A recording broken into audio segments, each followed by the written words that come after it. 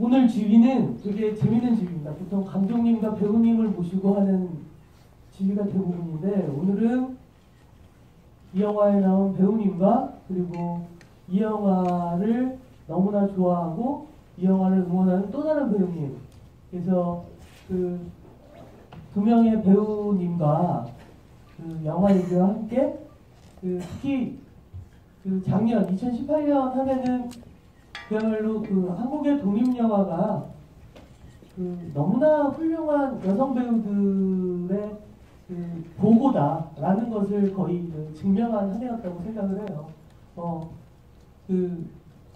이제는 이곳저곳에서 너무 쉽게 얼굴을 발견하게 되는 이상희 배우부터 김세벽 배우라든가 또는 많은 배우들이 바로 독립영화를 통해서 우리들과 만남을 시작했고 이제 굉장히 중요한 한국 영화에서 중요한 배우로서 가고 계시기 때문에 그런 의미에서 그 2019년을 시작하는 올해의 첫 발견이 또한 2월이라는 영화하고도 연동이 되는 것 같아서요. 예, 이제 시작을 해볼까 합니다. 먼저 오늘 보신 영화 2월의 그 배우인 주민경 배우님, 그리고 오늘의 게스트 우리들의 변혁인 배우입니다. 인사 말씀 해주시고. 안녕하세요. 저는 영화 2월에서 등장역을 맡은 조민경입니다. 네, 안녕하세요. 저는 2월을 응원하러 온 전여빈입니다. 제일 궁금했던 것 중에 하나가 여빈 배우님은 보면 이 영화의 지휘도 하고 자기 영화가 아닌데 네. 그리고 제가 뒷조사를 보니 감독이나 제작자가 특별한 관계가 있는 것도 아니고 네. 그런데 지휘도 나와주시고 그리고 보면 광고에 보면 그 여빈 배우님이 이 영화에 대해서 막 쓰신 것이 나올 정도로 이 영화의 거의 응원 단장 정도인데 그 이유가 특별히 있을까요? 특별히는 없고 저희 제 많은 소녀가 영화제 처음 선보였던 게 부산국제영화제였는데 그때 영화 2월도 있었어요. 근데 그때 영화평이 너무 좋다는 것은 들었지만 그 부국제 때는 챙겨보질 못했었어요. 계속 시간이 엇갈려서. 그러다가 서독제 때 사실 그때 변영주 감독님께서 꼭 보라고 추천을 해주시기도 하셨었고 권혜우 선배님도 추천을 해주셨었어요. 그래서 어떻게든 꼭 봐야겠다는 생각을 갖고 서독제 때 봤는데 그냥 영화랑 그리고 민경 배우 그리고 또 거기 안에 있는 또 다른 배우들 막 계시잖아요. 그분들한테 그냥 반했어요. 반해서 되게 이 영화를 응원하고 싶다 같은 뭔가 동료로서 그리고 또 민경 배우가 저랑 동갑이더라고요. 친해지고 싶은 거예요. 그래서 이 배우가 어떤 생각으로 연기를 했을지 궁금하기도 하고 그러면서 사심으로 관심을 갖게 된 영화고 그런 마음을 표현하다 보니 관계자분들이랑 가까워졌어요. 감독님이랑도 많은 이야기를 나눴던 건 아니지만 그래도 만나면 반갑고 민경 배우랑도 저희 내적으로 굉장히 친밀해진 사이죠. 그런 사이가 됐고 이제 은지 PD님하고도 또 많이 가까워지게 됐거든요. 자연스럽게 물 흐르듯이 오게 됐습니다. 여빈 배우가 보기에 일단 영화제에서 사실은 경쟁하는 영화잖아요. 경쟁하는 영화인데 그거와 상관없이 이 영화를 봤을 때 느낌이 어땠나요? 감상평이랄까? 감상평이요? 되게 어려웠어요. 민경이라는 친구를 내가 이 영화를 보면서 이 영화 속에 나오는 민경이를 이해한다고 하기도 되게 어렵고 그렇다고 해서 민경이를 싫어할 수도 없고 또 거기에 나왔던 민경이가 만나는 사람들 그 사람들에 대해서 어떤 가치 판단을 하기가 되게 어려운 거예요. 상황이나. 근데 바라는 점은 있었어요. 이 엔딩 크레딧이 올라갔을 때 여기에 나오는 사람들 모두가 따뜻했으면 좋겠다라는 마음이 들었거든요. 근데 그냥 그 마음이 들었었어요. 그러면서 뭔가 이 영화를 만든 사람들까지도 응원을 해주고 싶은 그런 마음이었습니다.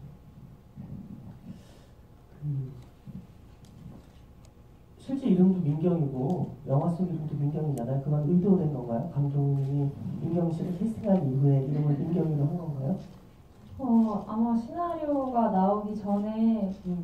저를 먼저 캐스팅하신 걸로 알고 있어요. 그래서 아, 그 전설가도 같은 배우 얼굴 보며 시나리오를 썼다는 바로 그런 거. 아니 그런 것까지는 아닌데 이제 감독님이 제 얼굴을 이렇게 보시고 조금씩 바꾸셨다라는 걸 알고 있거든요. 그리고 정말 너무 감사하게도 어떤 저의 어떤 얼굴의 어떤 이미지적인 부분을 다양하게 봐주셔서 그런 이제 민경이라는 인물을 만드실 때 조금 다양하게 어떤 그런 부분들이 더 나왔다고 말씀을 해주셔서 진짜 너무 감사했거든요. 아, 정말 전설가도 같은 얘기를 내가 왜 전설이라고 하냐면 그 김태용 감독이 그 자기 영화 집이라면 꼭 뭐 그 배우를 사진을 붙여놓고 시나리오를 쓴 것처럼 항상 얘기를 해요. 그래서 그럴 때마다 되게 어이없어. 되게 순화된 말로 바꾸더라고. 근데 그럴 수밖에 없는 게 탕웨이라는 배우와 그런 작품을 리메이크 해보자라는 기획으로 김태용 감독이 들어간 거였기 때문에. 근데 대부분 그런 경우가 아니라면 사실은 배우를 놓고 시나리오를 쓴다는 건 불가능한 일이어서 제가 전설 같은 얘기를 하고 있구나 그랬는데, 참고로 말씀드리면 이 영화의 감독님이 김태용 감독 연출부를 하셨었어요. 네, 뭔가 엄습하는 어떤 기운이 있는데, 오늘 보고 이 영화를 또 보시고 싶으신 분은 설 이후에 김태용 감독이 또 저처럼 이 영화의 집이 진행을 합니다. 그때 와서 보시면 그 친구가 되게 말 못하는 것처럼 보지만 사실은 여우처럼 말을 잘하기 때문에 되게 좋으실 것 같은데, 영화 2호를 보면 사실은 민경 배우밖에 할 사람이 없겠구나라는 생각이 들어요. 그러니까 왜냐하면 이 캐릭터가 실은 동정받거나 사랑받거나 마음을 주는 캐릭터가 아니잖아요. 그냥 끊임없이 사람들의 기대를 어긋나면서 되게 위압적으로 구는 캐릭터고, 그렇기 때문에 굉장히 좀 고집스러운 느낌도 있었으면 좋겠다는 생각이 들고, 그래서 저도 2호를 처음 봤을 때 처음 딱 10분 지나고 캐스팅 기가 막히겠구나라는 생각을 했었는데, 민경 배우에게 이 작품은 장편은 처음이죠. 그리고 네, 그냥 영화를 처음 찍은 작품이에요. 그럼 단편 찍기 전에 장편부터. 네, 저는 이게 첫 영화. 정말 무시무시한 배우. 근데 너님도 그렇지 않으세요? 저희는 단편 열심히 찍었습니다. 그렇습니까? 네. 근데 첫 장편으로 작년에 모든 상을 다 받은 거잖아요. 네. 심지어 올해 초에도 뭐 하나 받지 않았나요? 엊그제 갖고 왔습니다. 올해는 민경 배우. 그러니까 또 다른 영화 나오면 또 그 얘기를 하시겠지만 어땠어요? 처음 시나리오를 받았을 때?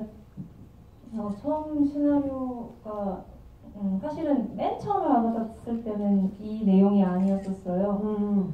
이제 그때도 사실 처음 받았을 때 굉장히 당황을 많이 했던 시나리오였던 인물 자체가, 감독님이 이제 제 이름을 이렇게 배역 이름을 써놓으시고 이제 민경이가 말을 하고 행동하는 걸 쭉 읽었는데 너무 좀 못돼서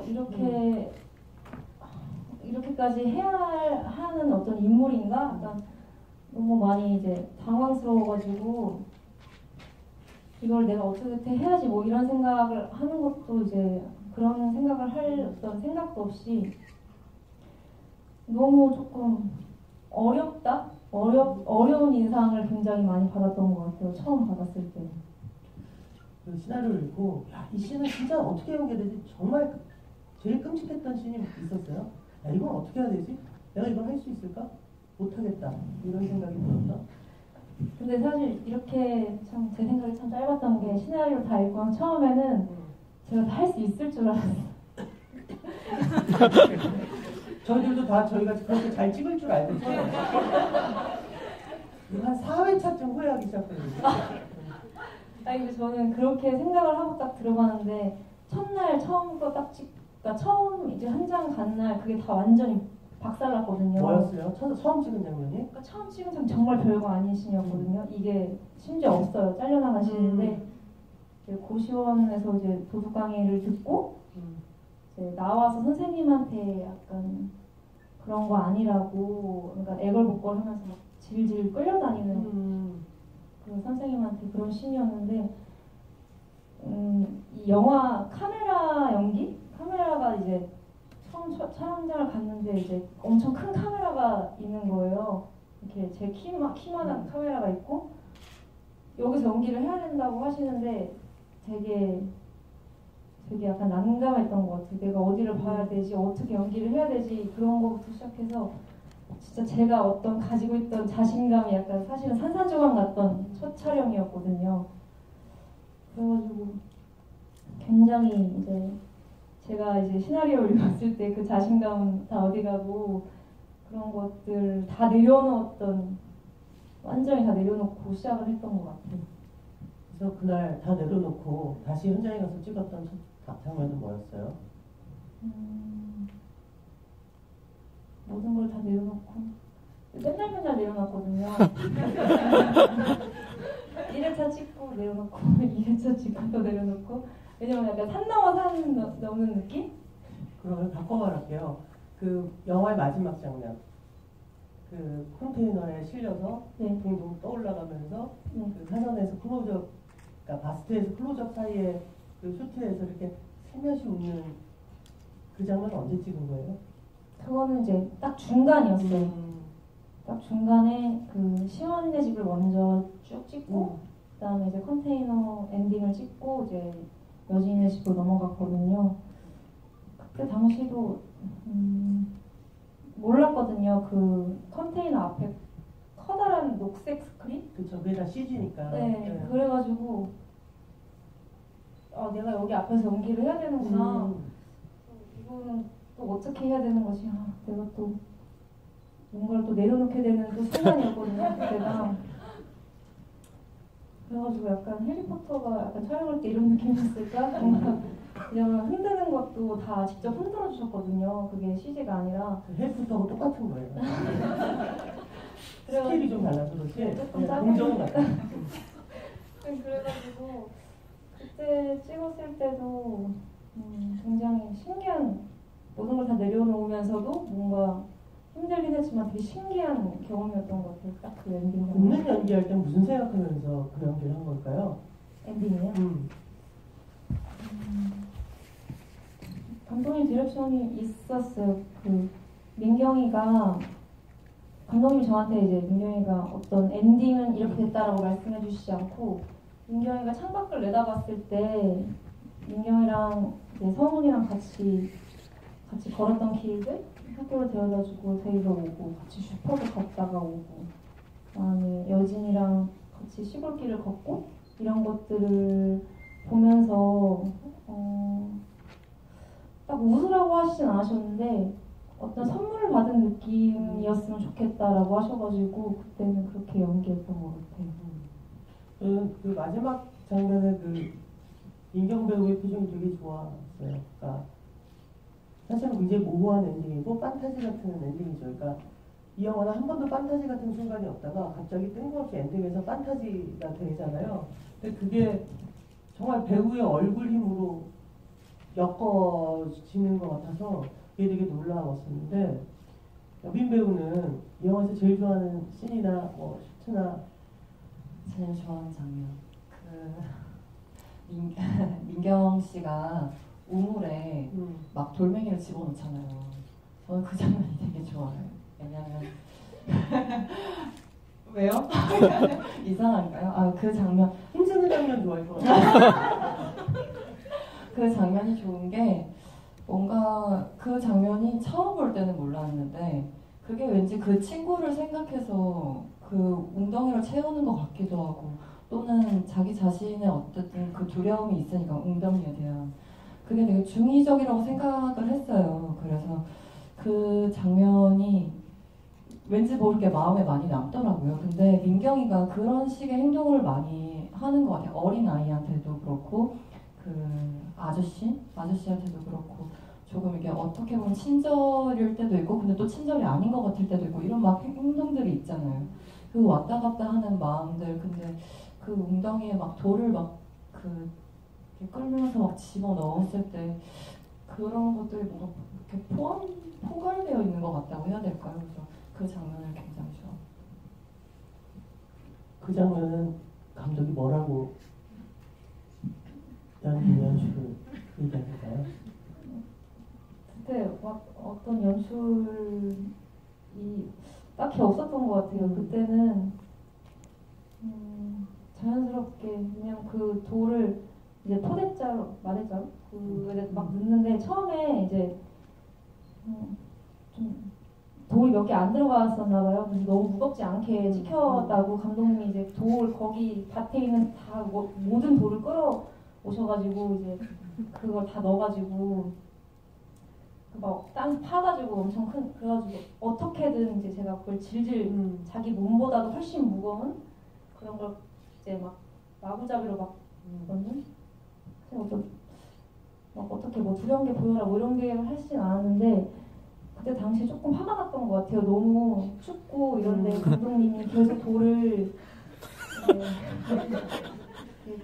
계속 커다란 돌을 이제 엄청 무겁게 해가지고 되게 힘들게 일부러 그렇게 하신 것 같아요. 그래가지고 되게 좀 신나게 했던 것 같아요. 사실 그 장면은 되게 좀 좋긴 했는데 되게 약간 정신없이 막 화풀이 약간 그렇게까지는 아니지만 되게 좀 자연스러웠던 것 같아요. 그때는.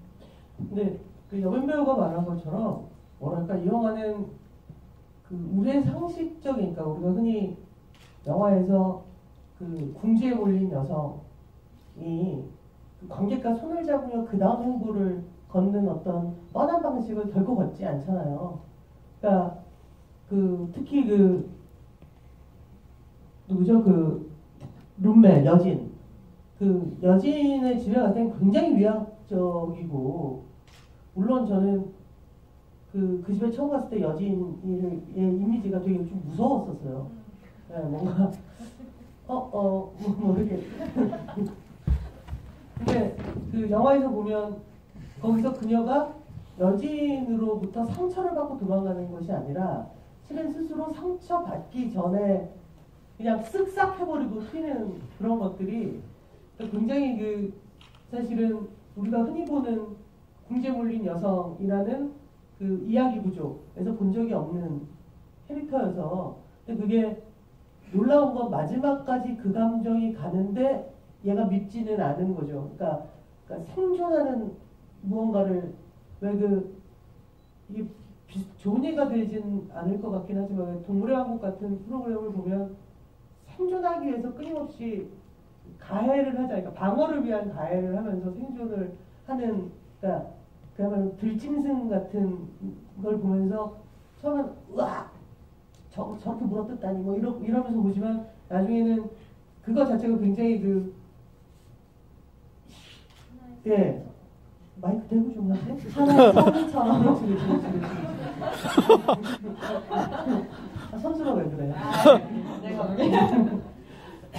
근데 그 김성령 배우 그 배우도 사실은 되게 연기 어려운 캐릭터였다고 생각을 하는데 사실은 감독이 그녀에 관한 내러티브를 많이 안 한단 말이에요. 왜냐하면 그 캐릭터 여진이란 캐릭터를 많이 풍부하게 해주면 해줄수록 이게 어떻게 되냐면 밑경이를 도와주게 되거든요. 그러니까 얘를 이해해줘요처럼 느껴지게 되니까 실질적으로 여진이라는 캐릭터를 그렇게 많이 설명하지 않는단 말이에요. 근데 되게 뭐랄까 굉장히 힘 빠지고 나약한 것 같지만 사실은 도끼도 있어 보이는 되게 이 영화는 그래서 배우들이 다 그 아저씨 아들 역할했던 친구도 되게 천연덕스럽게 잘하고 근데 실은 이 영화를 만든 김주영 감독이 장편 데뷔작이 가시라는 영화를 보신 분들이 계실 거예요. 그러니까 가시라는 영화는 이를테면 한국 영화에게 엄태구라는 배우가 얼마나 대단한 배우인가를 알려줬던 작품이거든요. 그래서 근데 가시라는 영화는 이제 엄태구라는 배우를 써서 어떻게 보면 이제 사기꾼인 엄마와 그리고 재건축 회사일 거예요. 재건축 회사에 다니면서 되게 힘들게 일을 하는데 막 결혼을 준비하려고 하는데 잘 안 되고 돈은 없고 엄마 때문에 사기당한 사람이 오고 자기도 엄마한테 당하고 뭐 이러니까 그야말로 그 민경처럼 몰린 어떤 남자 캐릭터였거든요. 근데 가시에서의 엄태구라는 배우가 현실 세계와 부딪혀서 상처받고 조각나는 캐릭터라면 이 2월의 민경은 나는 어떤 경우도 조각날 일이 없어 라고 스스로 결심하는 훨씬 더 강한 캐릭터여서 근데 그 감독님이 굉장히 그 이야기와 영화를 만드는 방식과 배우를 되게 잘 조화시킨다. 그러니까 그거는 아마 가시 때부터 그랬던 것 같아요. 혹시 가시 보셨어요? 가시를 보지 못했습니다. 가시를 보셨겠죠. 이 감독이 사기꾼일 수도 있잖아요. 어? 영화를 찍어본 적도 없는데 갑자기 장편 주인공을 시켜준다고 그러는 말이야. 어? 네, 저는 봤습니다. 어땠어요? 가시를 보고? 가시를 보고요. 그럼 사실은 가시를 보면 2월도 어떤 식으로 찍힐 것 같다는 생각이 좀 들잖아요. 그래서 조금 약간 감독님을 약간 의심했던 것 같아요. 나도 이렇게 이런 인물로 나오는 건가 혹시나 약간 그래서 걱정을 했는데 진짜로 그렇게 될 줄은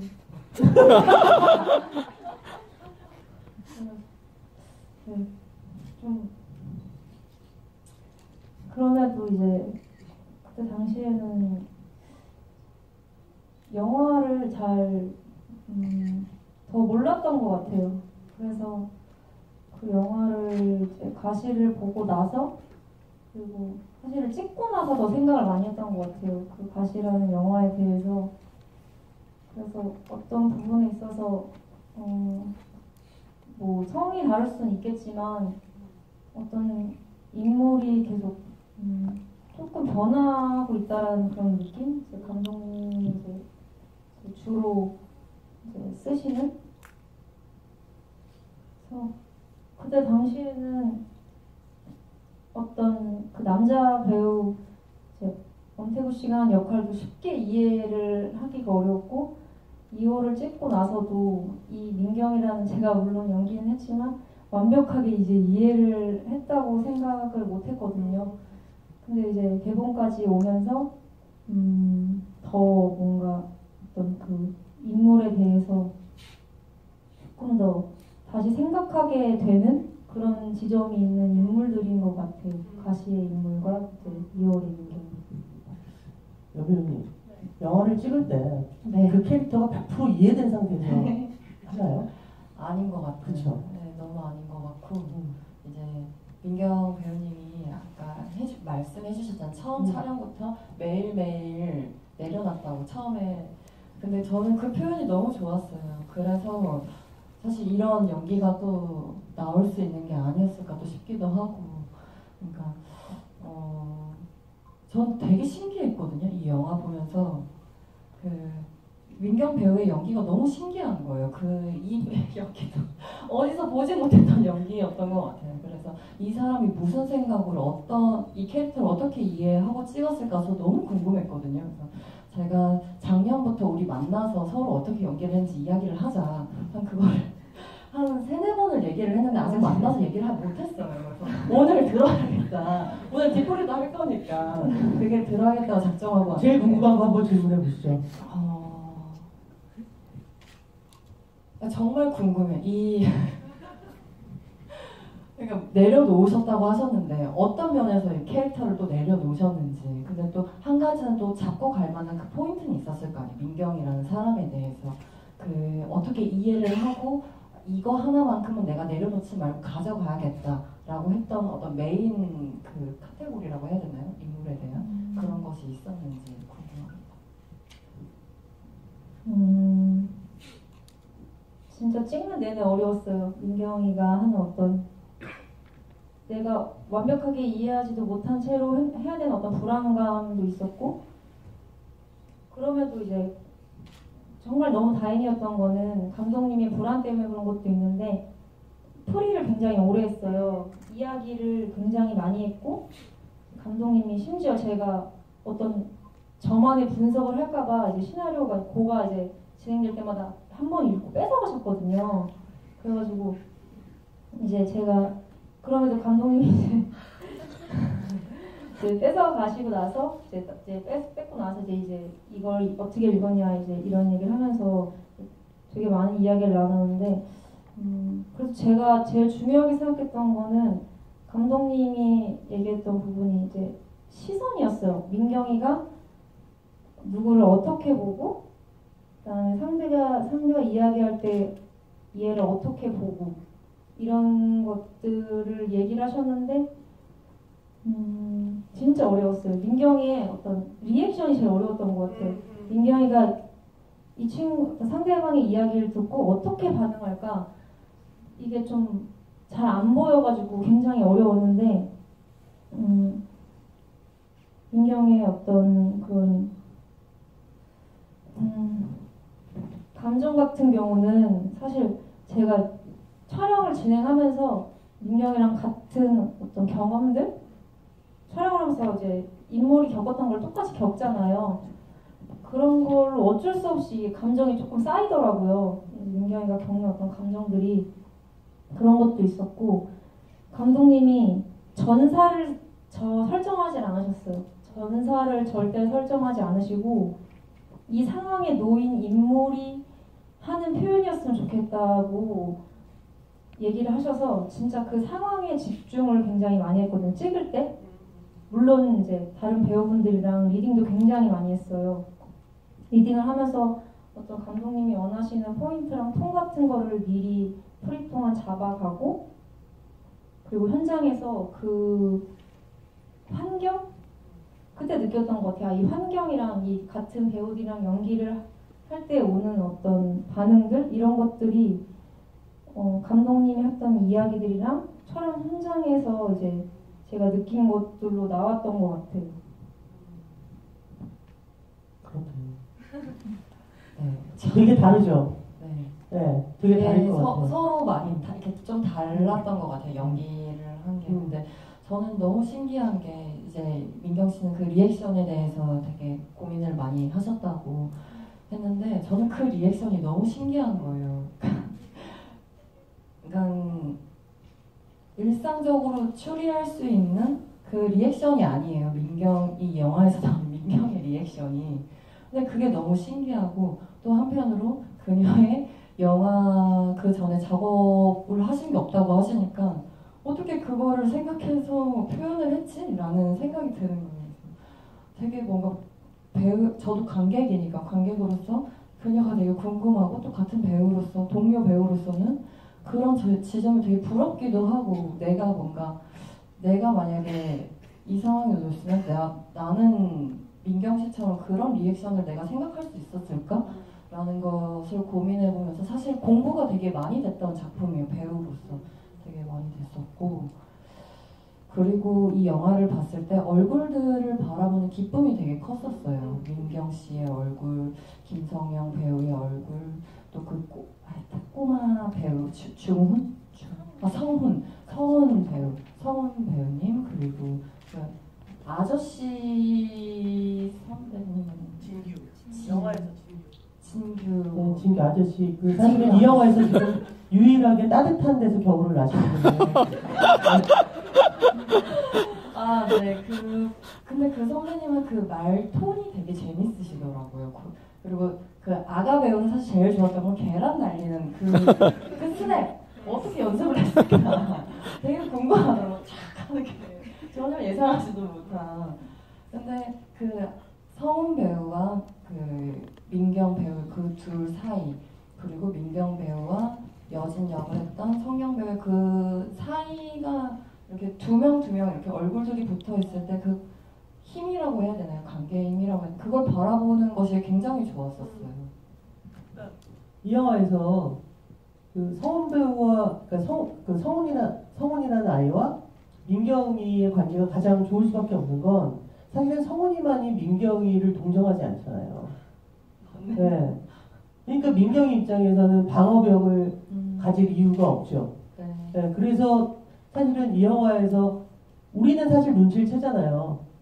분명히 술 먹고 사고를 칠 거고 사실은 그게 놀랄 일은 아니잖아. 예측 가능한. 네. 그러니까 계속 술을 먹잖아.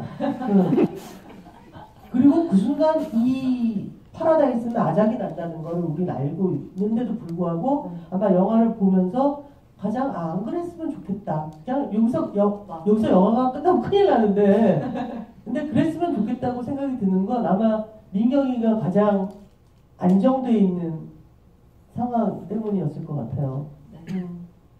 그 사실은 어떻게 그러지 나랑 다르지라고 하는 건 영화가 달라서 그래요.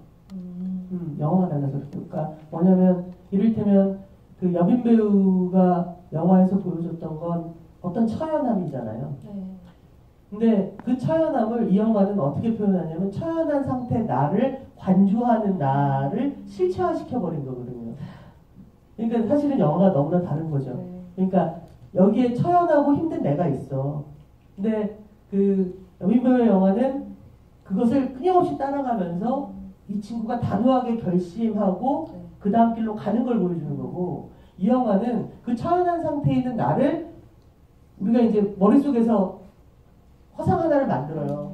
그래서 처연한 나를 바라보는 거야. 그럼 난 이미 처연하지 않죠. 그냥 처연한 나를 바라보는 또 다른 나인데 갑자기 얘가 실체화돼 버렸어.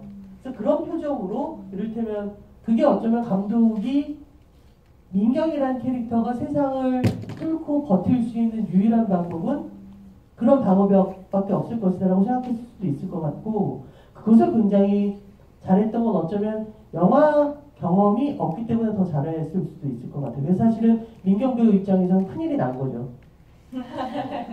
실은 이제부터는 계속 이런 캐릭터가 아니라 다양한 캐릭터로 계속 배우를 해야 되는 거고 근데 첫 영화에서 이미 사람들을 매혹시킨 얼굴을 보여줬단 말이에요.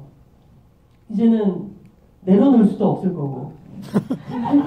그 다음에 이제 조금 단편을 찍게 된 어떤 기회들이 있어가지고 했는데 진짜 처음 찍었을 때랑 완전히 다르더라고요. 제가 생각하는 뭔가 자세가 뭔가 열심히는 똑같이 하는데 뭔가 달라서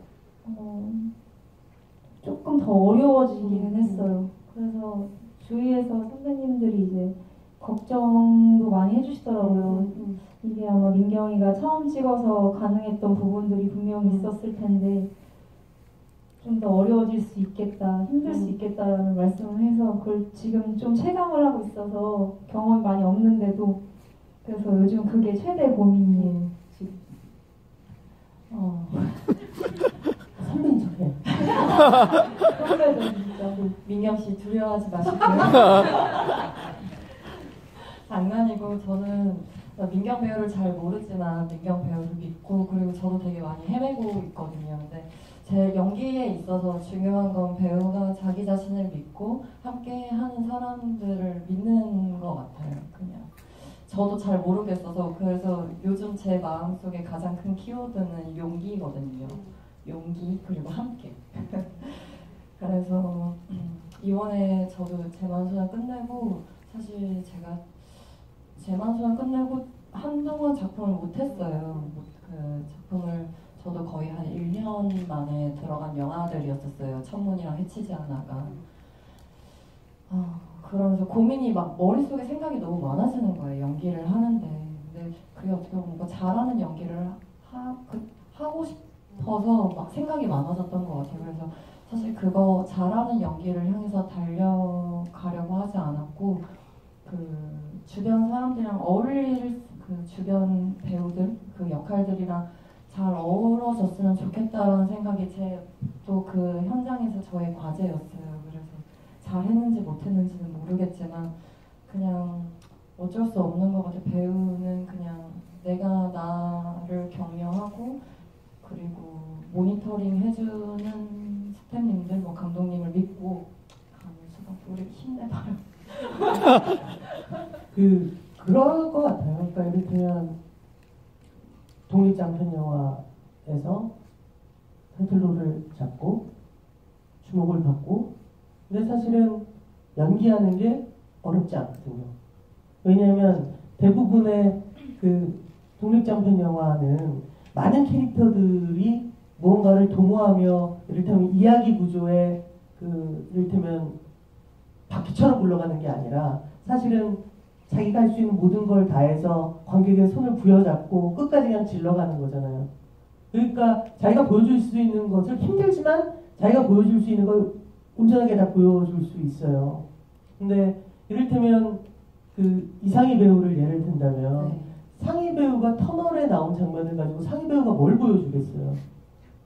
아, 쟤 헬리콥터 탔는데 안 떠네? 이거밖에 없잖아. 응? 그 터널에 보면 헬리콥터에서 그 이렇게 막 얘기하는 기자로 잠깐 나오잖아요.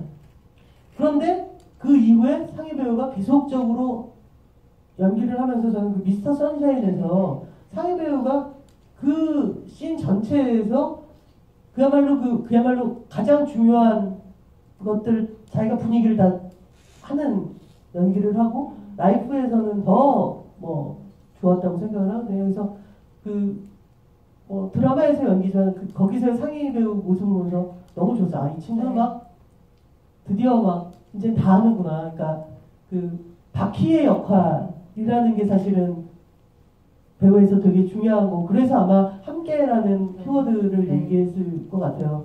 그 특히나 영화 연기는 그 배우의 힘으로 가는 것만 있진 않거든요. 연극처럼. 왜냐하면 때때로 조명이 도와주기도 하고 또는 쇼트를 바꿔가면서 리듬을 만들어줘서 도움을 주기도 하고 또는 상대 배우들에 의해서 또는 미장센에 의해서 또는 나중에 음악을 통해서 사실 해주는 것들이 되게 많기 때문에 그런 그 왔다 갔다 하면서 그 정말 제 소원은 그 작년부터 나타난 이 괴물 같은 독립영화로 시작한 여성 배우들이 10년 후 20년 후에 이를테면 아침 드라마에 나올 수도 있고 또는 어떤 영화에서 계속 보이고 그래서 막 그때 저는 이제 은퇴했겠죠. 근데 의원들은 그때까지 영화를 어떻게 하니? 근데 그런 배우들 그런 어떤 군들이 나오면 되게 좋을 것 같다는 생각을 해서 그래서 뭐 죄 많은 소녀라든가 뭐 소공녀도 그렇고 또 이월도 그렇고 이 독립영화가 굉장히 한국 영화 전반에 큰 선물을 줬는데 이걸 앞으로 어떻게 할 것인가가 이제 고민이라는 생각이 들어요. 이제는 이제 슬슬 객석으로 마이크를 옮기기 전에 그 여러분들 질문 중에 배우님이 대답을 못하는 질문도 나올 수 있잖아요. 그래서 오늘 아무 일도 안 할 줄 알고 왔던 감독 김중현 감독을 그대로 모시도록 하겠습니다.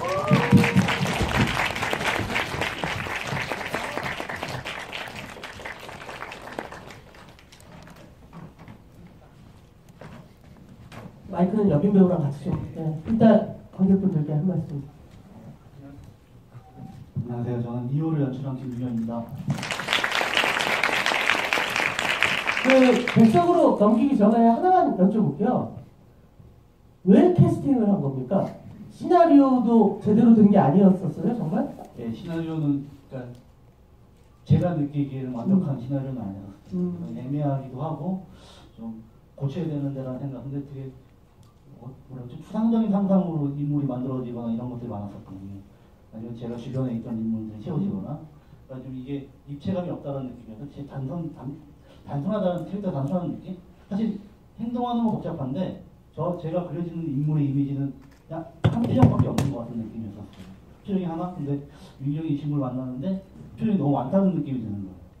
표정이 많다. 많다는 느낌. 근데 그거는 위치마다 달라지는 느낌이에요. 그래서 이렇게 볼 때 어떻게 보면 따라서 표정을 여러 개를 가지고 있다가 아니라 보는 방향에 따라 전혀 다른 표정이 나온다는 느낌이 드는 거예요. 그래서 제가 처음에 생각했던 게 어디는 저런 얼굴이 아니면 동물이 이런 얼굴이지? 이라는 느낌이 들 정도로. 그러니까 왜냐면 제가 이 친구가 제 수업을 할 때 학생이었는데 자리를 옮겨가면 앉잖아요. 그래서 인물을 보게 되니까 각도가 다 본연이 달라지는 거예요. 그러니까 다른 아이처럼 보이게 되는 거죠. 그래서 어떤 날은 안경 끼고 나오고 어떤 날은 안경 끼고 나오고 어떤 날은 다풀썩고 이렇게 내려와 있고 수업 안 하고 계속 별명 안 돼요. 수업 인원이 딱 보여요. 그리고 그런 생각이 들어서 이 친구를 처음에는 그 인상적인 케이스였다가 그다음부터 그걸 발견하는 순간 시나리오를 확 많이 고치기 시작했죠. 이름도 바꾸고. 근데 사실 그때도 이름이 그냥 딱 이 사람이라고 생각하면 나중에 바꿔야지 하고 이름이었는데 그냥 얘가 민종이구나라는 생각이 들어서 그냥 민종이라는 이름을 양일 물어봤죠. 혹시 민종으로 되니? 그때 아무 생각 없을 때니까. 아무 생각이 좀 있었으면 거절을 했을 텐데 지금 이게 뭘 어떻게 올라가는 거지? 지금 그러면 그 연기를 공부하는 네. 학생이었고, 네네. 그러니까 학교에서 하는 연극 정도의 경험인가요? 네. 학교 무대 연극 이 친구는 3년 동안 거의 연극만 했던 친구고 마지막에 무슨 이유로 영화과 수업을 들어온 거예요. 왜, 무슨 이유였어요? 그때 약간 심적으로 약간 안 좋아가지고 그때는 무대 연기를 조금 무서워했던 것 같아요. 그 당시. 그리고 약간 영화 공부를 해보고 싶어서 네, 수업을 신청을 했죠. 그렇게 인연이 돼가지고 이 친구 원래 오디션 떨어져서 수업을 못 듣게 됐거든요. 그래서 제가 너 만약에 나 영화 찍을 것 같은데 나랑 하게 되면 내가 너 수강생 받아줄게. 이 친구를 수업에 들어오게 안 올 줄 알았어요. 네. 이 친구는 이미 자기 오디션 떨어질 때 기분이 상해서 수업에 안 올 줄 알았는데 그 다음날 수업 왔더라고요. 그 다음부터 매일 조금씩 얘기하면서 혹시 이런 책 한번 읽어볼래? 아니면 이런 영화만 봐볼래? 라니까 제가 좀 좋아했던 책들이나 좋아했던 영화들을 잘 이해 못하더라고요. 제가 읽었던 책과 영화가 다 너무 다르다. 그래서 좀 많이 힘들어했었어요. 그래서 그런 얘기를 하면서 조금씩 그러니까 저도 얘랑 얘기하면서 바꾸는 부분도 있었고 이 친구도 아마 제 얘기 들으면서 고민한 부분도 있었을 테고 나는 사실 어떻게 보면 감독이 가장 원하는 실제로 전설 같은 얘기를 들었던 게 그 신상욱 감독이 북한으로 갔었잖아요. 뭐 납치되었건 그래서 북한에서 영화를 찍을 때 그 시나리오 쓰기 전에 이런 얘기를 하겠다. 그러면 이제 소위 인민 배우들이 매일매일 대기를 하고 있대요. 그래서 나오면 뭐 이런 거 표정 지어봐 짓고 그래서 그 너무 그런 것들은 너무 행복했었다라는 얘기를 듣고 정말 그 비효율적이긴 하지만 어떤 감독이 있으면 되게 행복할 수 있겠다라는 생각이 들었는데 지금 얘기하신 것처럼 캐스팅을 제안을 하고 끊임없이 사실은 영화와 무관하지만 감독이 상상하는 그 캐릭터를 물질화시켜 내는 아마 그런 것들이 이 영화가 사실은 이야기로 설득하는 영화가 아니라 어떤 표정으로 설득을 해버리게 되는 그것을 만들어냈던 이유라는 생각이 듭니다. 자, 이제 객석으로 네, 아까부터 제일 먼저 손을 드시는 네, 모자 쓰신 분. 예, 저기 모자가 아니고 후드를 방금 전에 내리셨고.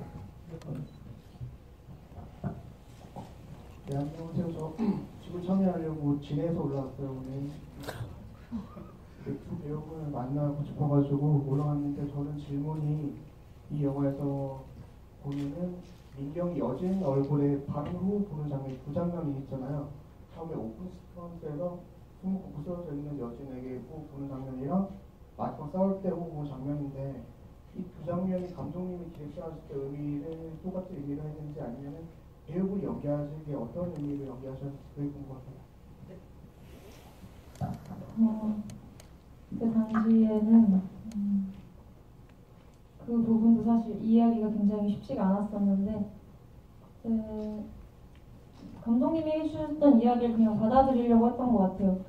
그때 감독님이 저한테 굉장히 정말 이상한 상황이긴 한데 이제 친구가 그렇게 쓰러져 있는 데다가 바람을 이렇게 부는 행동은 민경이가 여진이 어떤 상태를 궁금해 했으면 좋겠다고 말씀하셨어요. 그러니까 이렇게 얘기하면 살았는지 죽었는지 얘가 이렇게 불면 깨어나는지 그래가지고 사실 조금 이래도 되나 사람이 그때 당시에는 어떤 중요한 이제 의미가 있다고 생각을 하면서 그렇게 했고 나중에 후에는 그냥 이 인물이라고 생각을 했던 것 같아요. 얘는 민경이는 이런 행동을 할 수밖에 없는 인물? 네, 그렇게 했던 것 같습니다. 첨언하시는 말이 이게 사실은 세 번 나오거든요. 후 보는 장면이 처음에 오프닝 초반에 쓰러져 있는 바이트 한번 불고 두 번에 여진이 가서 잠자고 있는 여진한테 한번 불고 마지막에 이제 아기를 춤을 내리치고 나서 그때 다 털어놓고 불잖아요. 이게 저는 뭐 처음에 단순하게 살았는지 죽었는지 처음 거는 두 번째 거는 내가 그렇게 했다는 걸 기억하고 있는지 없는지 확인하는 거. 얘가 혹시 내가 그날 거기 있었다는 걸 기억하는 건가? 라고 했던 거라고 단순히 생각을 하고 마지막은 너 정말 기억 못해? 나 너 죽는 거 보고 난 너를 살려주지 않았어. 너 죽는 걸 보고 지켜봤을 뿐이야라는 걸 여태 알려주는 거예요 사실은. 예. 이렇게 반복돼야 된다고 생각을 했었어요. 이게 약간 장치 같은 느낌이긴 한데 처음에 아예 그 씬이 없었거든요. 없다가 사실 민경이랑 얘기하면서 많이 생겼던 거예요. 좀 얘를 보는 순간 얘가 진짜 싸늘하게 나를 볼 때가 지금도 그게 보는데 싸늘하게 되게 겁나거든요. 싸늘하게 볼 때. 그게 정말 뭔가 아무튼 옳다게 살아요. 의도 없이 싸늘하게 보는 느낌이 더 덜컥하더라고요. 그런 느낌으로 좀 보면서 불면 이 인물이 되게 궁금해지지 않을까라는 생각을 처음에 많이 했었고 또 숨기러 간다 이 정도만 생각을 많이 했었던 것 같아요. 거기 그때 뭐 이런다든가 이런 너무 전문적인 느낌이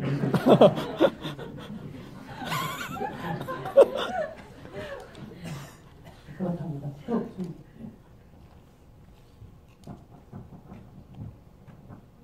2월 첫째 날 2월이라는 영화 보게 돼서 정말 감사하고요. 네, 감사합니다. 네, 혹시 그런 의미에서 영화 제목을 2월로 하신 이유가 있는지 궁금합니다.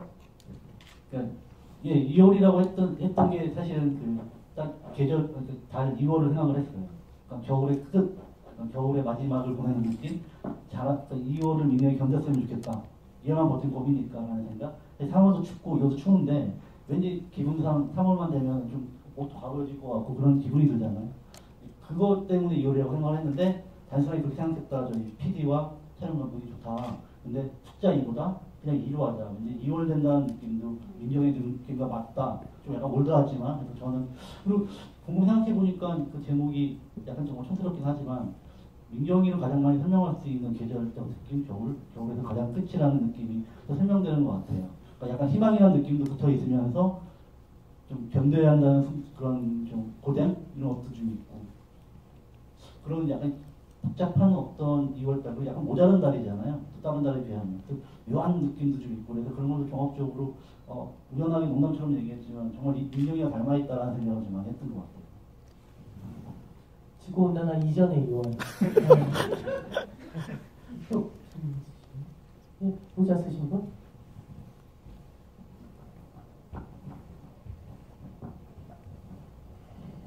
네, 안녕하세요. 저는 이제 마지막 장면에서 민경이가 2월 버텼다. 어쩌면 이제 3, 4월이 오고 봄이 올 수 있겠다 싶더라고요. 그렇다면 이제 민경이가 이 인물에서 민경이를 가장 버티게 해준 인물을 꼽잖아요. 누가 가장 생각나시는지. 민경이가 만약에 2월 견뎌낸다면은 이제 여친도 있고 아저씨도 있고 아들도 있고 한데 그 중에서 가장 봄을 기다리게 해주고 버티게 해준 인물이 누가 될 수 있을까?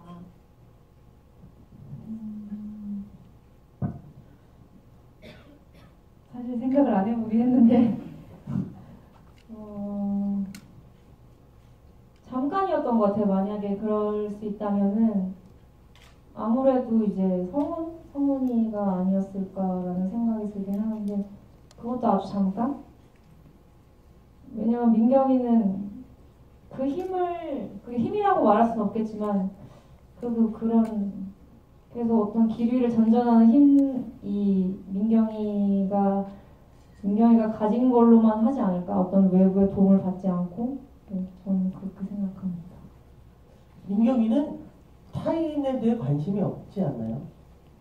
저는 그냥 그렇게 봤어요. 그러니까 타인에 대해 관심을 갖는 순간 방어벽이 무너질 수 있기 때문에 타인에 대해 관심이 없고 성훈이도 그 순간 뭔가 그랬던 거지 사실은 버리고 나오는 거잖아요. 그러니까 단호와 그리고 그 뒤로 연락을 할 리도 없을 것 같고 그래서 그런 면에서 되게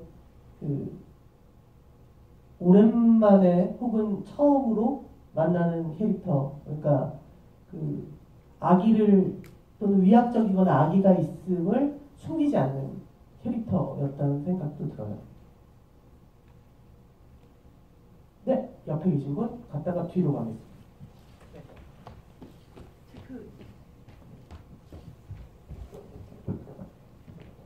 저는 사실 여진이라는 캐릭터에 대해서 좀 궁금한데요. 여진이를 보면서 민경이보다 저는 더 불쌍하다는 생각을 많이 들었어요. 보통 영화에서 이제 여자 두 명의 친구가 있다 보면 늘 풍족한 곳에서 자란 친구와 이제 부족한 환경에서 자란 친구 두 명이 대부분 이렇게 대비가 되면서 늘 주인공은 조금 이렇게 부족한 환경에서 자란 친구가 더 주인공이 돼가는데 그런 상황 속에서 여진이라는 캐릭터를 어떤 사람으로 생각하고 이 영화에 나오게 하셨는지 질문이 좀 구체적이지 않나요? 일단 구체적이에요. 일단 감독님이 먼저 여진이라는 캐릭터에 대해서 설명을 해주시고, 그다음 민경 배우가 그 여진이를 그러니까 민경에게 여진은 어떤 존재라고 생각하고 연기를 하셨는지를 얘기하시면 될 것 같아요. 여진이는 제가 제일 많이 걱정했던 부분이 지금 말씀하신 그런 부분이거든요. 저는 사실 이 영화는 여진이를 위한 영화가 아니라 민경이라는 아이를 위한 영화였는데, 왠지 다른 캐릭터들의 사연들이 부각되는 순간 밸런스가 깨져서 복잡해질 거라는 걱정을 되게 많이 했었어요. 그래서 사실은 본의 아니게 민경이한테 스트레스를 많이 준 게 네가 좀 뭔가 그걸 더 해야 된다라는 식의 얘기를 많이 했어요. 그리고 어제도 다른 예체랑 얘기를 할 때도 그렇게 얘기를 했었는데, 저는 정말 미안한 얘기지만 그 배우들한테 굉장히 많은 얘기를 해주지 않았어요. 민경이만큼 많은 얘기를 해주지 않았어요. 왜냐면 되게 궁금해요. 어떤 나이에요? 왜 자살을 해요? 왜 뭐예요? 진규는 왜 이혼을 해요? 막 이혼을 했어요? 저는 왜 돈이 이렇게 많아요? 왜 매일 5만 원 줘요? 이게 관객들만 궁금해하는 게 아니라 배우도 되게 궁금해서 제가 일체에 얘기 안 했어요. 자세히 얘기하면 대충 많이 버나보죠. 뭐. 이런 식으로만 얘기를 하고 되게 답답하고 힘들어하셨어요. 그건 왜냐면 사실 민경이한테 얘기 많이 했던 게 뭐냐, 민경이한테도 사실 외부 캐릭터에 대한 얘기 정보는 전달하지 않았어요. 딱 자기 얘기만 했었어요. 왜냐면 제가 생각하는 연기 디렉팅이라는 걸 어떻게 하는지 저는 연기를 못하는 사람이고 연기를 공부해보지 않은 사람이기 때문에 삶을 기반으로밖에 표현할 수가 없거든요. 그러니까 내가 아는 만큼만 보는 거예요, 사실은. 그런데 배우들은 그 이상을 알고 싶어해요. 그 이상을 알고 싶어하고 캐릭터를 분석하고 만들어가려고 하더라고요. 그러면 사실은 너무 많이 알기 때문에 재미가 없는 캐릭터가 된다고 생각을 했거든요, 저는요. 그러니까 내가 모르는 만큼, 너가 모르는 만큼 그만큼만 보여주면 된다고 저는 생각하고, 그 전체를 제가 아우르면 된다고 생각하는 편이어서 여진이한테도 왜 자살하는지 충분히 얘기를 해주지 않았어요. 단순히 너는 우울증이고, 내가 생각하기에는 여진이 너는 약간 죽음으로 어떤 신호를 보내는 사람 같다. 그러니까 내가 정말 죽을 사람은 아닌데 자살을 하는 행위로 누구한테 신호를 보내는 사람이다. 너도 불행한 사람이야. 근데 민경이 그걸 알아. 네가 그렇게 한다는 사람을. 근데 단순히 민경이가 널 싫어하는 이유는 딱 하나. 너는 가진 게 많은데 너는 왜 죽으려고 하고 나는 가진 게 없는데 왜 살려고 하지? 그러니까 거기서 약간 억울한 거예요. 얘는. 화가 나고. 넌 다 있잖아. 아버지가 돈 주고 뭐 해주고 다 해주고. 넉넉하잖아. 나는 아버지가 깜빵가 있고 지금 뭐 이런 거 여러 가지 뭐 저기서도 못 내고 이러고 있는데 나는 지금 꾸려서 살려고 지금 돈도 훔치고 만두도 훔쳐먹고 막 이러고 살고 있는데, 그런 모욕적인 상황을 견디고 있는데 너는 왜 죽지? 내가 정작 죽을 사람 난데? 라는 이런 어떤 감정이 아니겠니? 이런 정도만 얘기를 해줬어요. 왜냐면 거기다가 너 이만저만 하면 걔 캐릭터가 너무 커지고 너무 디테일이 많아지면 사실 민경이의 방해가 될 거라고 생각을 했어요. 저는 이 영화는 오직 민경이라는 인물이 이 겨울을 어떻게 사냐가 중요한 거였거든요. 그러니까 만약에 제가 이 영화가 좀 더 돈이 많고 돈이 많게 제작을 하거나 뭔가 좀 규모가 있게 찍었으면 아마 하나부리들처럼 꼼꼼하게 인물 하나하나 다 챙겨가면서 영화 찍었을 것 같아요. 근데 그럴 영화가 아니었거든요. 이거는 딱 어느 정도 기간을 뭘 찍어야 된다. 제한적인 상황이 너무 큰 영화였기 때문에 제가 처음으로 어떤 인물에 확 집중해서 찍은 영화가 이 영화였던 것 같아요. 가시 때는 그러지 못했거든요. 그렇죠. 가시 때는 세 명이 굉장히 공평하게 제가 다 배분했는데, 그때는 그게 가능한 상황이라고 제가 착각을 하고 있었고 제가 해놓은 상황이었는데, 이걸 찍으면서는 도저히 불가능하다. 그래서 딱 해서 제가 아예 처음부터 디렉팅도 그렇게 하고, 또 지금도 아마 약간 여진 통령 배우나 주원 배우나 저 낭비이 있을 거예요. 왜 나를 이렇게 답답하고 했지? 막 이런 생각, 지금도 약간 찝찝한 마음이 있을 거예요. 사실 그런 마음이. 그래서 되게 의도됐던 거여서 제가 이진지 오래래요. 신경 쓰지 마세요. 근데 민경 배우 얘기 듣기 전에 잠깐 말씀드리면 그 배우를 하는 배우분들이 가끔 착각하는 것 중에 하나가 뭐냐면 저는 이게 그 연기론이라는 거는 수만 가지 가지가 있는데 굉장히 그 또 전설의 연기론 같은 거 있지 않습니까? 뭐 그렇게 살아야 되고 뭐 이를테면 내가 그 어떤 캐릭터를 하면 그 캐릭터처럼 막 지내야 되고 뭐 이런 것이 사실은 되게 허구라고 저는 생각을 할 때가 많아요.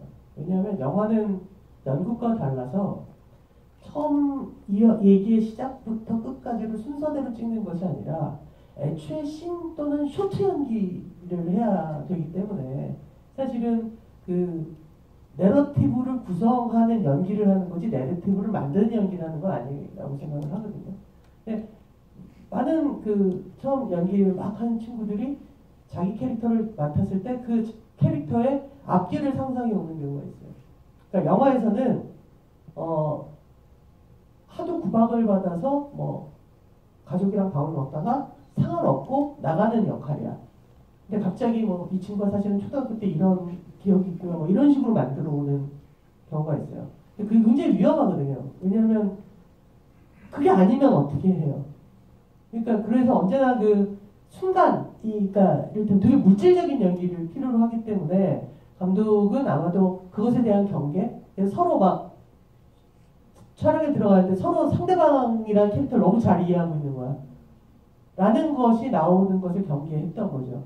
그러니까 그 끊임없이 상대방을 또는 자기 자신을 완벽하게 이해할 수 있는 장치를 차단함으로 인해서 이를테면 그 순간의 어떤 표정을 캡처하는 것이 되게 중요하게 느껴졌던 것 같아요. 그냥 제 생각에. 그래서 제가 시간도 뺏었던 게 이 친구는 불안하기 때문에 분석을 해가지고 자기가 분석하지 말아서 상담 계속 읽으면서 아마 거기서 꼼꼼히 체크를 했을 거예요. 아마. 막 거기 표정을 이렇게 했을 것 같다는 생각이 들어서 제가 뺏어가지고 오고 직관적인 얘기를 했어요. 이게 어떤 얘기인 거 같냐. 아까 말씀드린 어떤 점이 기억이 나냐. 근데 알고 봤더니 민경 배우가 천재야. 한 번 보면 보고 다 외워. 됐어요? 여진이라는 캐릭터는 민경 배우. 사실은 다 외워. 막 12권대 다 알아. 어디가 틀렸는지 자기 다 알고 있어. 아니 그렇게 천재였으면 좋겠다는 생각이 드는데 그 여진이 그 할 때 감독님이 그 얘기를 해주셨어요. 미리 여진이란 어떤 역할을 생각할 때 기본적으로 이제 설정이 되어 있었거든요. 이제 여진이랑 진규를 자기한테 어떤 우호적으로 해주는 그런 인물들을 이용하는 인물이다 민경이가. 근데 여진이는 조금 더 뭔가 민경이가 여진이를 볼 때 여진이의 어떤 불행을 보면서 굉장히 이제 위안을 얻고 그걸로 어떻게 보면 힘을 얻는 인물인데 이제 여진이가 그러지 못한 뭔가 불행하지 않고 뭔가 그 어떤 안락한 이제 따뜻한 집에서 이제 주위 사람들 도움을 받아가면서 행복하게 살고 있는 걸로 오히려 상처를 받는 그리고 그걸 뭔가 깨트리고 싶어하는 이제 그런 거를 이제 가지고 아무래도 여진이 확실히 그런 거를 이제 가지고 연기를 해서 조금 더 어떤 여진이가 어떤 행복한 모습을 볼 때 여진이를 어떻게 생각하는지 그렇게 삐뚤게 어떻게 보면 조금 삐뚤게 이제 바라볼 수 있는 어떤 연기를 할 수 있었던 것 같아요. 마지막 질문 저 뒤에. 네, 안녕하세요. 오늘 영화 잘 봤고요. 제가 평소에 방구석 율려를 좋아하는데 오늘 방구석 율려를 방청객 보러 온 것 같은 느낌. 대만은 소녀도 좋아하고요. 네. 제가 느꼈던 거는 그 마지막에 컨테이너가 올라가는 장면을 보면서 민경의 자존감이 좀 올라가지 않았나라는 걸 표현한 게 아닐까라고 저는 생각을 했었거든요. 그래서 감독님께 여쭤보고 싶은 거는 그나마 영화에서 그 민경에게 동정하지 않는 게 성훈인데 이 영화가 이후의 장면을 좀 생각해봤는데 과연 민경이랑 성훈이에게 돌아갈까라는 걸 생각해봤는데 어떠신지 물어보고 싶었어요. 마지막 장면에 대한 뭐 다양하게 보실 수 있을 것 같아요. 그러니까 민경이 죽었다. 그거 보실 수도 있죠. 그것 자체가 판타지고 공사 현장에서 사실은 민경이는 굉장히 참혹하게 죽었다. 인 거일 수도 있어요. 혹은 뭐 중간에 아저씨 저 여기 사람 있어요. 그랬을 수도 있고. 네. 고민을 진짜 많이 한 장면이었어요. 사실은 솔직히 먼저 말씀드리면 고민을 너무 많이 하다가 사실 제가 결국에는 저도 오마주를 하게 돼요. 말이 좋아 오마주지. 사실 김태형 감독님 연출하면서 제가 13년 동안 이해를 못했던 장면이 하나가 있었는데 가족한테 날아가는 거? 네. 제가 13년 동안 이해를 못해서 심지어 촬영할 때도 감독님한테 좀 슬기네. 혹시 가족의 탄생 기억나시죠? 마지막에 이렇게 노래 부르다 이렇게 날아가잖아요. 네, 위로 올라가잖아요. 김태형 감독은 모든 영화에서 한 번씩 날아가요. 제가 굉장히 감독님한테 막 그때 숙기면 영화 망했다고 막 그러고 시사회 때 그때도 저는 처참하다고 생각이 들었어요. 저 진짜 쓰셨네라고 생각을 해가지고 그걸 저는 전혀 이해를 못했어요. 그리고 꽤 오랫동안 이해를 못했어요. 그리고 사실 심지어 만추에서도 중간에 그냥 이사장이 나오잖아요. 그 판타지 같은 춤춰 날아가는 장면도 있었잖아요. 그래서 이분은 이게 뭔가 생각을 하다가 제가 공중부양의 로망이 그러다가 이걸 고치는 순간에 갑자기 저는 그냥 민경이가 팩트로는 불행할 것 같다는 생각을 했었어요. 근데 그렇지 않기를 바라는 간절함 같은, 약간 저는 이제는 민경이라는 아이가 내가 만들어 놨지만 내가 이렇게 해준 게 너무 무책임하다는 생각도 들고 약간 너무 혼란스러웠어요. 영화를 마지막 그 장면을 쓸 때. 그때 이제 좀 뭐라고 하지, 좀 객관적인 시선을 놓쳐버리고 제발 살았으면 좋겠다. 민경이가 이 겨울을 어떻게든 났으면 좋겠다. 근데 어떻게 생각하면 죽었나도 생각할 수 있는, 죽지 않게 바라는 간절함? 예, 간절함, 그런 것들이 좀 많이 들어갔던 것 같아요. 그래서 민경이한테 그때 그 얘기도 민경이한테 많이 하자면 촬영장에 그때 그래서 그렇게 얘기한 게 보면서 저 안에 네가 같이 움직였던 어떤 같은 인물들의 풍경들이 있을 거라고 상상을 해봐 라고 했던 게 그런 의미도 있고, 음악도 그렇고 촬영할 때도 촬영한 것 같아 그런 식으로 약간 주문을 했고, 그리고 음악 감독님한테 음악을 만들어 달할 때 딴 사람들은 거의 다 반대 비슷하게 했어요. 음악이 너무 좀 안 맞는 것 같다 정서랑. 근데 저는 이게 좋다고 생각했어요. 이제 우리 이게 다시 생활하는 듯한 느낌? 거기 보면 이게 사운드가 잘 들으실지 모르겠지만 음악 자체에 두근두근하면서 시작을 하거든요. 심장 뛰는 소리처럼. 이게 마치 민경이가 다시 태어난 듯한 느낌? 그런 것들을 많이 주고, 제가 김태형 분이 그 장면을 떠올리다가 갑자기 그런 의미였나? 싶은 생각이 들어서 그럼 나도 한번 감독님도 말하면 하게 될 것 같은데 하고 말씀 안 드리고 있다니 사실은 촬영을 개봉하기 전날 전화드렸는데 그 말씀 드리려고 전화했는데 그 얘기 듣지도 않으시고 근데 지부해줄게 라고 해서 그럼 지부할 때 말씀드리겠다. 김태형 감독은 아직 네, 모르겠어요. 그게 김태형 감독의 지비라는 게 언제입니까? 예? 2월 19일이요? 아직 멀었네요. 그때까지 이 영화 극장에 붙어 있을 거라는 확신이 있습니다. 네, 2월 19일. 네, 그 김태형 감독하고 하는 집이 되게 재밌을 것 같아요. 네, 사실은 그 마지막 장면은 감독님이 말한 것처럼 바램일 수도 있고 갑자기 그러니까 이 영화에서 유일하게 나오는 판타지라 좋았던 것 같아요. 그러니까 사실은 그녀는 우리 모두가 엔딩이 되게 참혹할 것이다. 그녀는 죽음으로써 끝날 것이다라고 상상하게 되잖아요. 그 길이 없으니까. 근데 그러니까 그녀가 컨테이너 안으로 들어가는 순간 우리는 그런 상상을 하게 되는데, 그럼에도 불구하고 어떤 바램이라는 판타지로 가는 것이 그 현실을 부정하는 게 아니라 뭔가 그럼에도 불구하고 전여빈 배우가 그 이 영화에 평했었던 2월 되기를 바라는 그런 마음이 느껴져서 되게 좋았던 것 같고요.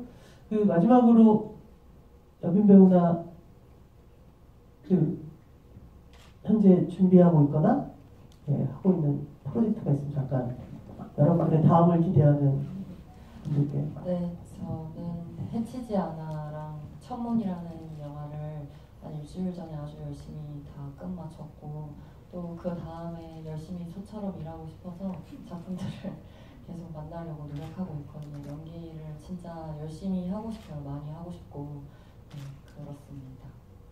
네, 그냥 이제 끝나간 인사니까 그 사실 저는 이 영화 보면서 생각이 들었던 것 중에 사람 감출 수 없는 건 세 가지가 있다 그런 거 말하잖아요.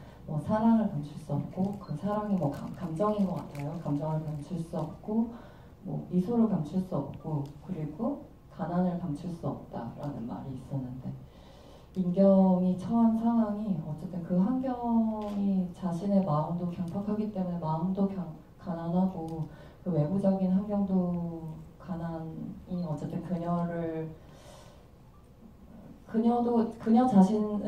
자신조차도 동정을 이미 할 수 있는 그 상태를 벗어나 버렸던 것 같아요. 그래서 민경이를 미워할 수가 없었던 것 같아요. 그 상황이. 그래서 되게 이 영화를 지지해주고 싶은 게 그런 마음이었었어요. 그 정리가 잘 안 되는데 그 이해할 수 없는 그 사람을 근데 그게 민경이의 탓만은 아닌 것 같은 거예요. 탓이 아니에요. 민경이의 탓이 아니고 네 그렇습니다. 정리되지 않는 마음 근데 이런 거 아닐까? 내 옆에 오는 건 좀 그런데 근데 네가 버티는 건 응원할 수 있어. 맞는 것 같아. 내 옆에 친구면 어려울 것 같아요. 솔직히 마음 많이 어려울 것 같아요. 내 앞에서 후 막 이러고 감당 못할 것 같아요. 경찰 불러야 네. 돼. 하지만 너가 잘 살았으면 좋겠어. 만든 것 같아요. 그런 마음이었습니다. 너무 잘 봤습니다. 영화.